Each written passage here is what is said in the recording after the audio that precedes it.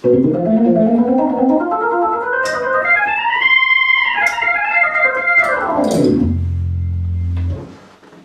keyboard nerds, today I want to show you a great F blues lick by the one and only Brent Mydland from the Grateful Dead. Brent was the keyboard player in the Grateful Dead from 1979 to 1990, and he was the longest tenured keyboard player in Grateful Dead history. Not only was he a great piano player, but he was a fantastic organ player, and this is an example of one of his fiery licks that he plays in one of his solos. You may have heard this lick in a song called Never Trust a Woman, and he would often place this lick in his live solos. Let's get into it. This lick breaks into two parts. Two groups of three, or three-note clusters. The first three-note cluster is F, A, and B flat. The second three-note cluster is B, C, and E flat. So let's take a look at where these notes come from. They are from the F blues scale for the most part. The F blues scale is F, A flat, B flat, B, C, E flat, and F. Brent subs the A flat for an A natural right here, which is very, very common in blues to use the A natural. So the first cluster of three that he uses is F, A, and B flat, and the second cluster is B, C, and E flat, all notes from the F blues scale. Here's how the pattern works. It starts with cluster 1, just like that, then moves to cluster 2. Plays cluster 2 again. Cluster 1.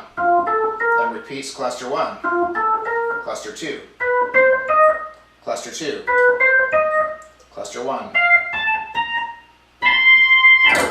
And then at that point, the world is your oyster how you want to end that lick. You can end it however you want. But that is the pattern that he uses, and it's a good one. Simple. Just two shapes of three, that's all it is, but so powerful in a solo. Let's take a look at what it sounds like in a medium tempo blues shuffle in F. Here we go.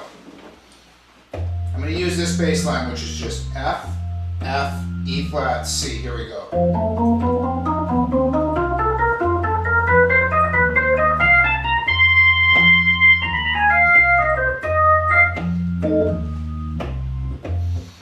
Now, when he plays this in Never Trust a Woman, it's a slow blues in C.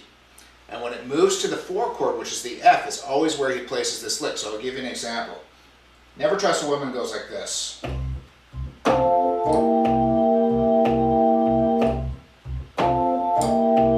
he goes to the F,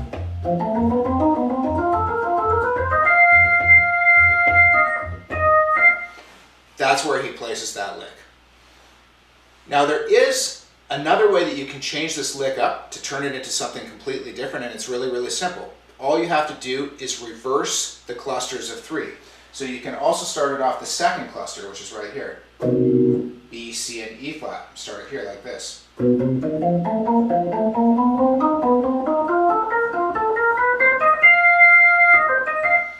It's a simple change, but depending on the song or the solo that you're playing, it might be just the trick to fit better for you. So, check it out.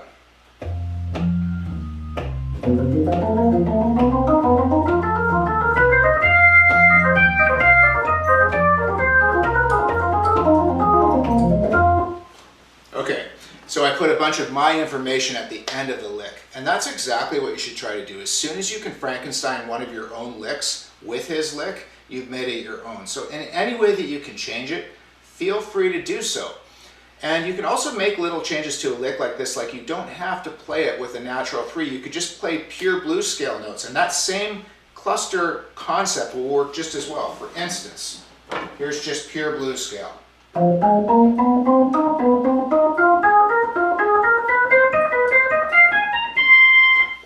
No natural 3. So we've just modified it just a little bit, and it has a completely different sound to it. Anyway, that's the first in what I hope is a series of Grateful Dead licks that I want to show you, because there's so many great keyboard players within the Grateful Dead alumni and also within Jerry Garcia's band. So we're going to look at some of those guys, see what they're doing, and unlock some of their secrets. Can't wait to show you more. See you soon.